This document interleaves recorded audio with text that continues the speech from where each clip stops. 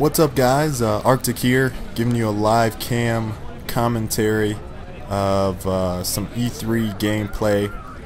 Now we are actually playing Gotham City Impostors. I have Skyllus to my left and Calinorth is to my right. My girlfriend is actually taking the camera footage.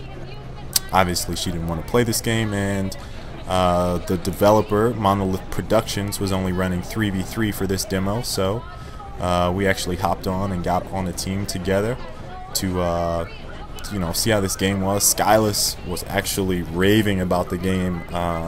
Was it day 2, I believe? When he got back to the hotel, he said it was the most fluid game he'd seen at the show. I beg to differ. It wasn't super fluid. The game was good for an Xbox Live arcade game. I was definitely enjoying the short gameplay that I got to play. Is basically 5 minutes on each side. To give you a little bit of background about this game, Gotham City Impostors is kind of like a Team Fortress 2 with Batman characters. We were actually playing as the Bats. So basically it's costume citizens dressing up with guns, and the other side was the Jokers. Again, kind of don't really need to say who they were dressing up as, but yeah, basically Jokers versus Batman. Gameplay, like I said, was pretty good. Mechanics kind of felt like Call of Duty. They had sprint set to the left analog, so you press that in and you could run. They had machine guns, assault rifles, shotguns. The one really cool gameplay mechanic, was some of the additional weapons that they had. A lot of the gameplay that you're going to see is actually Calinorth, because excuse me, his screen was on the big screen that you see up there, and he was using the grappling gun. Funny thing is, the crowd that was actually watching us play, because his screen was up top, a lot of them were watching that top screen, and he was getting these grappling gun, like he would grapple on some wall above someone, drop down and kill him, and the crowd would be like, ooh. So it was pretty funny to hear that. We were actually playing psychological warfare, I believe is the game type mode. It's kind of like, I believe, Headquarters on Call of Duty. There's a neutral bomb essentially, and you arm it at the other team's base, which is another battery, or a device that is powered by a battery. The battery is the bomb essentially, and you arm it, and the other team has 30 seconds to defuse it, or 20 seconds, something like that. We won this game 3-0.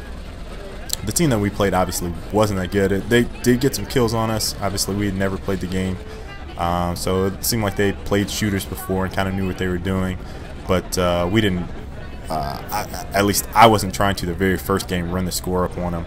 We ended up capping 2 the second game when I told the other guys to hey, let's go for caps. The first class I picked was actually one that Calinorth is using with the grappling gun.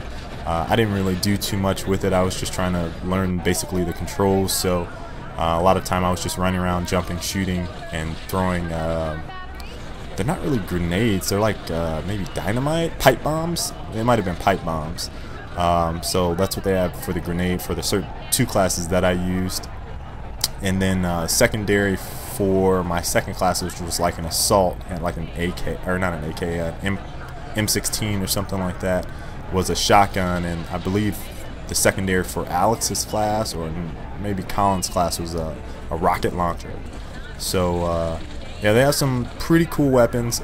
Standard, I didn't really see anything that really stuck out as far as weapons went, but the grappling mechanic, what you see there, is probably one of the coolest features I've seen.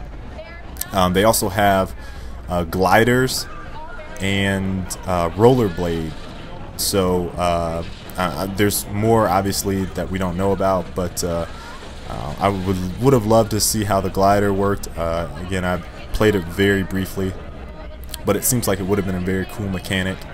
And as far as I can tell, there's 3 different types of classes. You had a speedy, tough, and nimble. So I believe there's 5 classes total, so we only had to see those 3. Again, I imagine in the full game. They'll actually have more, plus some unlocks or whatever that you can get during the game. But overall, it was very fun. Enjoyed it. One of the, I guess, hidden gems of E3. I could definitely say that, especially for being an arcade title. And there were some other games that they were promoting at the show that were definitely not very good, that were, you know, in my opinion, big time titles, and I didn't feel like they played well. And for an arcade title, I thought this was very exceptional. A little different, kind of strange, but very good nonetheless. So I hope you guys enjoyed this gameplay. I got plenty more stuff coming, so be on the lookout, guys. Later.